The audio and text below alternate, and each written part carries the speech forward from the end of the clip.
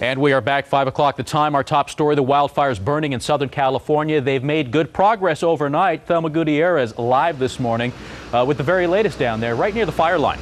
Fire officials say they're finally able to gain some ground. Some of the evacuation orders have been lifted and thousands of residents have been able to return home.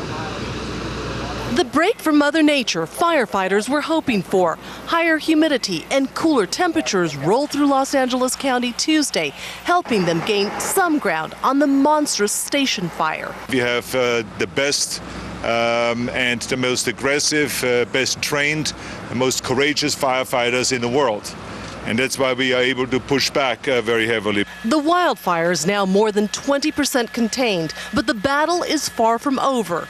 On Tuesday, the fire grew, charring more than 127,000 acres. Its massive size captured by a camera in space. Still in the path of destruction, thousands of homes, and the historic Mount Wilson Observatory, which is a major telecommunications hub for the region.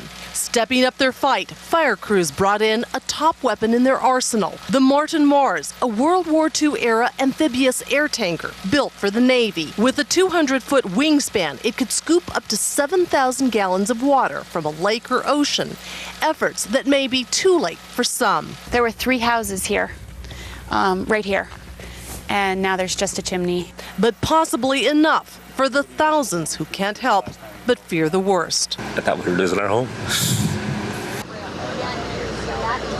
Damage assessment teams are expected out later this morning. So far, 62 homes and structures have been lost and 128,000 acres completely charred. Reporting live from Lakeview Terrace, California, I'm Thelma Gutierrez. Back to you.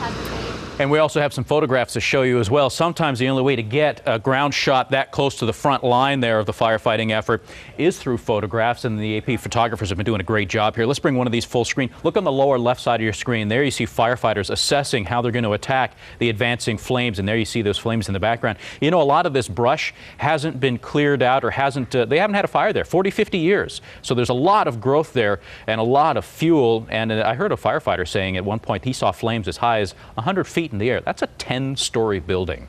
And that's a daunting task, especially for firefighters on structure protection detail like these firefighters are here, forced with trying to save this home against a raging wall of fire that's moving their way. And you can see here how close those flames are getting to some of the communities there northeast of Los Angeles. Huge flames here running down the hillside towards the backyards of these homes. Another shot for you here, a firefighter spraying the hillside here with his hose, and you can see here on the left side of your screen some of those flames there that he's trying to fight against.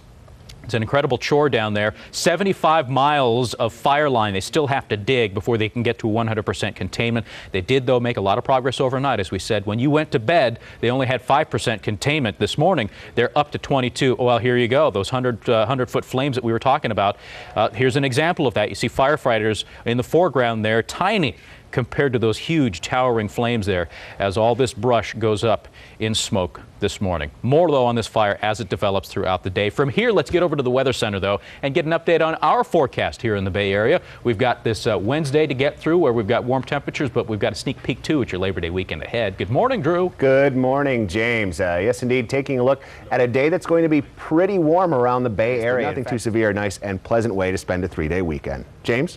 All right, Drew, thank you very much. 5:06 the time. Now on to our other developing story this morning, and that, of course, is the J.C. Dugard case. Here's what we know so far. Police have wrapped up a 4-day search of the Garrido home and have put up fences, padlocks, and no trespassing signs.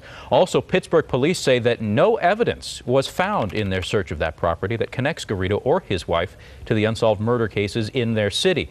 And we're also learning more about why Garrido was released after only serving 11 years of his sentence. We'll have more on that in just a moment, but as we said, authorities have wrapped up their search of the Garrido home. The forensics examination of any potential evidence that was found there now begins. Items taken from that home, and especially the backyard where police believe J.C. and her 2 children were held, are being reviewed at this moment by forensics analysts. On Monday, officials searched the next-door neighbor's backyard. They did find a bone fragment, but his ex-wife, or I should say the ex-wife of the man who owns that property, says she thinks that bone was actually from a dog that was buried there, a family dog that they buried near a tree in the backyard. Officials say the Garrido home is condemned and will remain that way indefinitely. Meanwhile, as we said, Pittsburgh police say they have found no evidence to connect Philip Garrido or his wife to several unsolved murders in their jurisdiction, but Antioch police have been investigating Philip Garrido for 2 open murder cases in that city. And they've ruled out one case because Garrido was in prison when it happened, but detectives wouldn't give any details on the other case, but they say potential links between it and Garrido are still being examined this morning. Meanwhile, we are now learning more about why the state of Nevada paroled Philip Garrido after only serving 11 years behind bars after he was convicted on federal kidnapping charges and Nevada state rape charges. KRON 4's Dan Kerman explains. It turns out in April of '88, they actually denied him parole, and then months later in August of '88, they granted him parole. But it was a close vote, the 5-member board voting 3-2 in favor of his release. They based that release on a risk assessment, the scale 0 to 10, with 10 being the least amount of risk. They determined based on his record and his past crimes and his behavior, he only rated a 6, which was a moderate risk, and thus should only serve 10.5 years behind bars. By this time, he had served 11 years, so they decided to release him. Dan Kerman, KRON 4 News.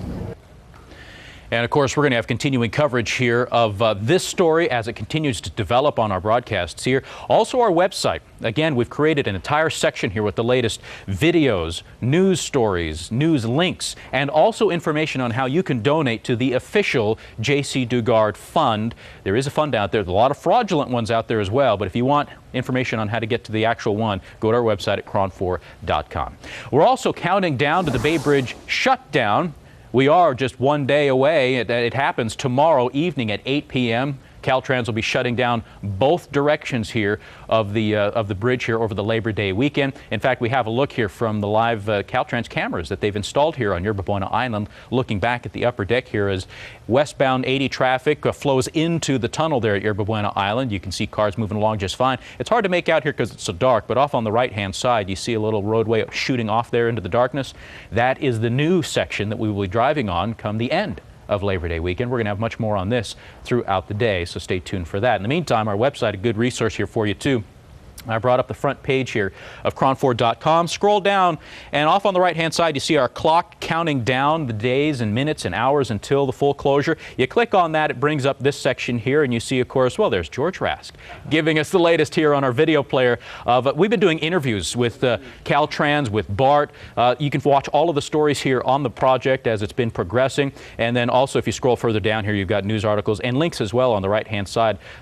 Tips on how to get around Labor Day holiday weekend when the Bay Bridge is shut down. So give it a look, KRON4.com. All right, from here, let's get over to the traffic center and say good morning to the real George Rask. Hey there, George. Hey there, James. Good morning. Well, pretty quiet start to the commute this morning. No problem between Millbrae and 92 for your southbound drive. 5:11 on the KRON 4 Morning News. We'll be right back after this break.